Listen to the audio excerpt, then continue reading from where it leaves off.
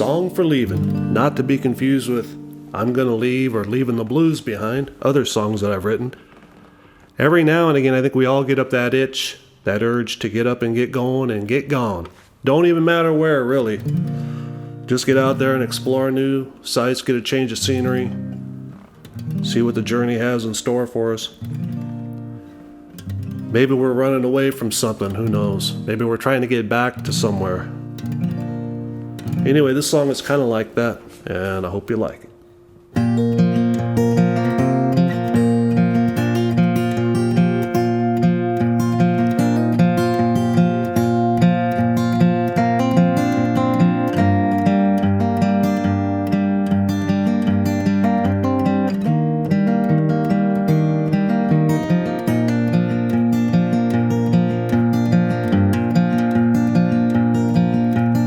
Watch another day go by before my eyes, turning into night, turning into night. Another day is past, and it's never coming back.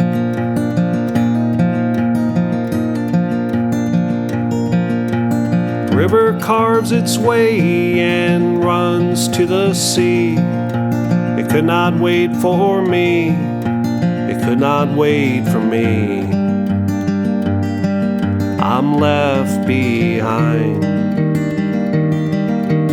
lost somewhere in time.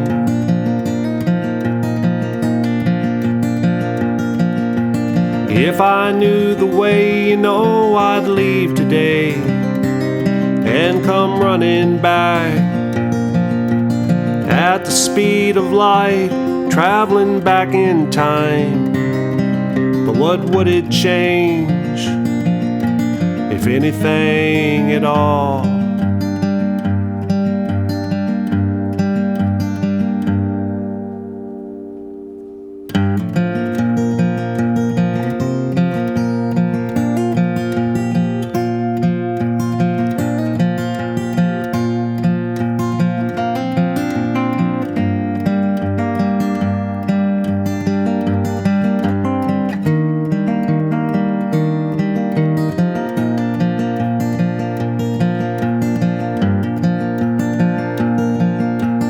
Walking down an old road with a gurney sack, sun upon my back, sun upon my back. I'll follow where it leads till I can move my feet.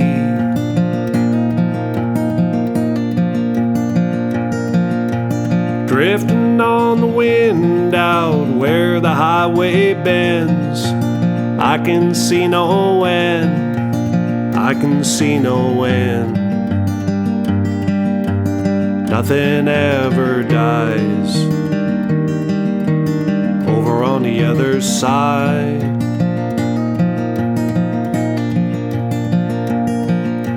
If I knew the way, you know I'd leave today and come running back at the speed of light, traveling back in time.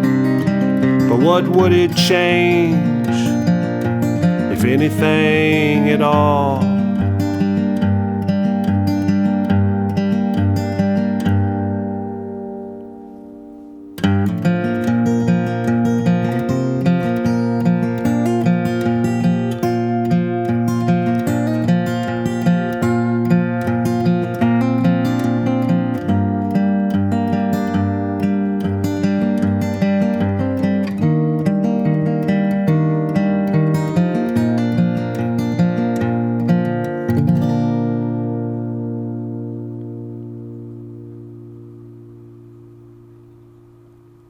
Hope that sounded all right.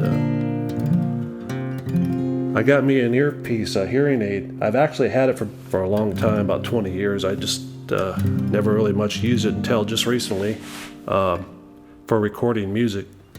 I can actually hear myself much more clear now. When you can hear yourself, you can make adjustments in real time. end result hopefully would be a better recording. That's the idea. My ears are ringing really loud though. I got constant 24/7 ringing, very loud, especially in my right ear. Anyway, things are coming along pretty good here, I'd say. Like I've mentioned before, I've got a new microphone, AT2035, and I've got a new audio interface, Mackie Pro FX. And I've talked about mic placement and how important that is, but also getting the levels right, recording, getting those levels turned up without leaving a little bit of headroom, but make sure they're high enough so you don't get that constant hiss noise throughout the recordings like I used to get for the first 800 videos that I posted. I've learned a lot about EQing and about reverb, and especially about compression. I always wondered how the pros can get so loud without distortion. And I always knew it was because of the compression, but I didn't know exactly how the compression works. So I took time before I started recording this new album I'm working on of originals to watch like 4 or 5 videos on YouTube about compression, the science behind it, if you will. I know what threshold really means now. I know what ratio means. I know what attack and release, all that stuff, and I know how to use it to my advantage. I'm no expert. I'm no Rick Rubin or one of those great audio engineers, but I can already tell it's made a big difference. Now you got to be careful with compression too, just like you got to be really careful with reverb. Too much can ruin it. But I know one thing, the noise is almost completely gone, that hissing sound. Like I say, for the first 12 years, 13 years on YouTube, I've had that loud hissing noise, and I just didn't care or just overlooked it, something, but they're unlistenable now. That's one of the reasons why I'm doing all these originals over this year in 2021. The performances are a little bit better, I hope. My right hand finger picking is better technically, but functionality wise, it's not as good as it used to be. Just getting older, slowing down with trigger fingers, and I don't know if it's arthritis, whatever it is. I think it's my meds. I'm on meds that slow down my circulation, and it takes the blood out of my hand, and it's just ice cold. It's hard to pick.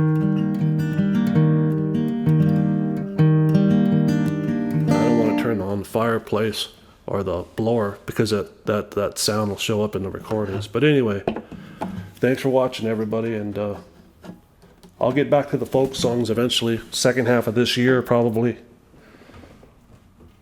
and more covers, I think, and I won't forget the originals. I'll throw in the originals back to what I used to be doing before I started this new album of originals.